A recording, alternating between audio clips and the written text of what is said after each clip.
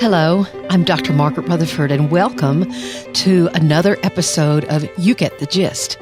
This time we're talking about biological clocks, babies, and midlife.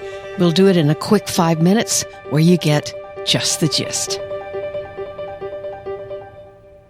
The passage of time is so interesting. We can become obsessed with it at times, especially when it comes to several topics. Reaching middle age is one of them, then realizing at 48 you're not going to live to be 96. That's not really middle age.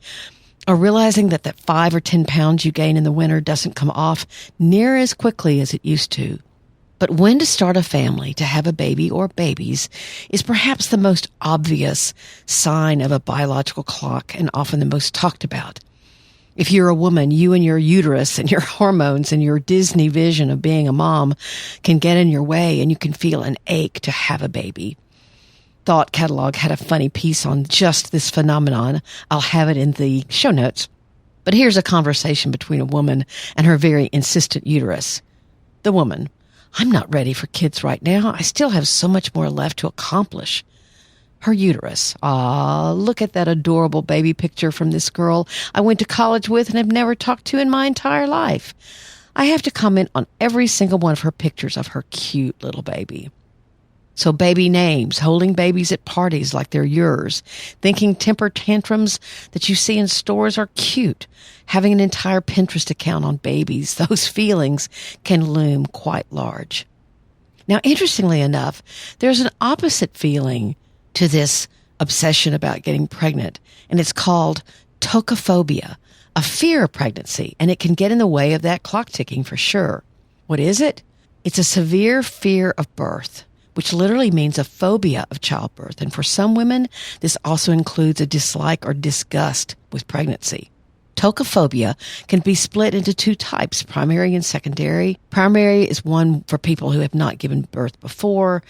There are issues like trauma and sexual abuse that can lead to tocophobia.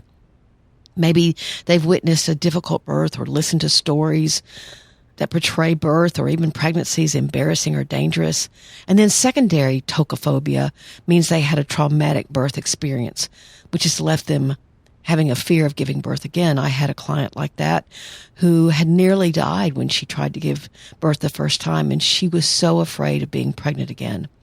It's difficult to say how common tocophobia is. Research suggests that between 2.5% and 14% of women are affected, but some researchers believe this figure could be as high as 20%. But now back to biological clocks. Of course, even for women with tocophobia, those clocks could be ticking in the background as well. They might fear pregnancy, but also want to become mothers and be very well aware of that time frame. And a situation like this can be very tough.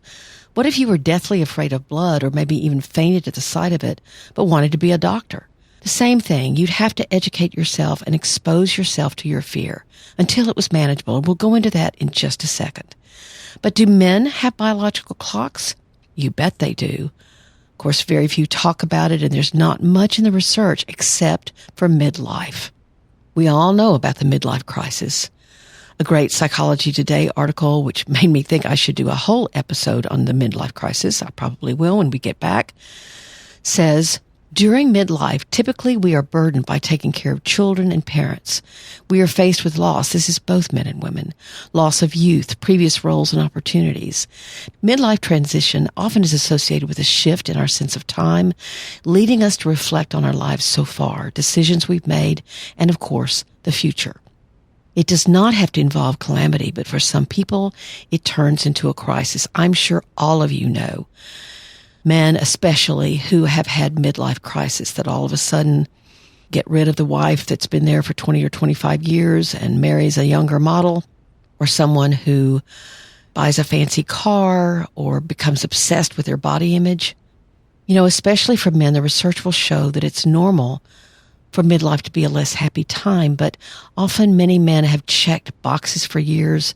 They felt constrained by the choices they've made, be it their job or their families or a community persona or even their body image, and they can go a little nuts and make impulsive, radical, and extremely determined decisions about change, thinking it's quite rational and it's quite justified. But more women are doing this too. Gray divorce, meaning divorce that occurs in couples that are older, is actually being sought after by more women these days than men. And some of that's not about a midlife crisis. Some of that is about, I want to change. So what are we to do if we don't want to be governed by our biological clocks? There's interesting research on this as far as our physical biological clocks are concerned. There's lots out there about how to fix jet lag or get your sleep cycle back in line. But there's not a lot necessarily about our emotional biological clocks. Now, intense anxiety about anything, whether it's getting pregnant, pregnancy itself, midlife, or feeling almost phobic about age, this is plain old anxiety. And anxiety divorces you from the present and demands that you worry about the future. What helps with anxiety?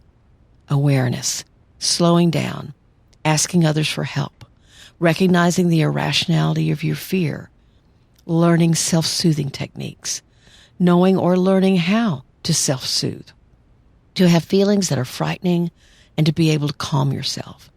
All of those are life skills because after all, our biological clocks keep ticking, and sometimes they make us aware of changes we want to make because we realize we only have a certain amount of time in front of us and we're simply not happy. It's when that goes into a frenzy that it could be a midlife crisis, or it could be that you're trying to get pregnant when you're not really ready. So are you going to fear the next moment? Or breathe and enjoy this one? I hope that you choose to breathe. And that for today is just the gist. Thanks so much for being here. I'm Dr. Margaret, and this has been SelfWork's You Get the Gist.